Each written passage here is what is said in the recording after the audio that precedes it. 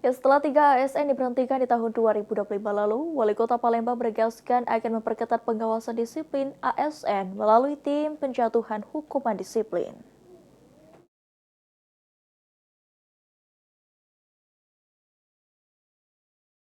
Mengenai 3 aparatur sipil negara di lingkungan pemerintah Kota Palembang yang diberhentikan pada tahun 2025 lalu, Wali Kota Palembang Ratu Dewa menegaskan, jika di tahun 2026 ini, pemerintah Kota Palembang akan memperketat pengawasan terhadap kedisiplinan aparatur sipil negara ASN di lingkungan pemerintah Kota Palembang.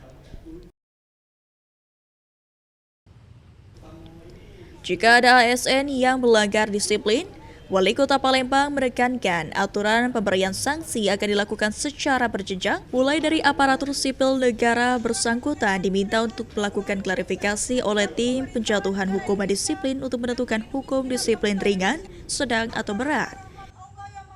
Itu diberhentikan mungkin tahun 2026 dan seperti apa langkah dari pemerintah? Jadi dia berjenjang. Pertama kita minta juga klarifikasi dari ASN bersangkutan. Apakah dia memang masuk di kategori hukuman disiplin ringan, sedang, atau berat. Tentunya kita punya tim kan, tim penjatuhan hukuman disiplin, di BAP oleh BKPSDM, ada bagian hukum, ada asisten 3, ada inspektorat, dan lain sebagainya. Baru kita jatuhkan penjatuhan hukum oleh pejabat pembina pegawai dalam hal ini Wali Kota.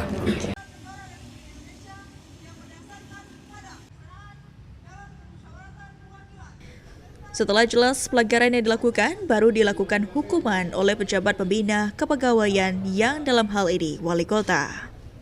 Sandi Pratama, PAL TV.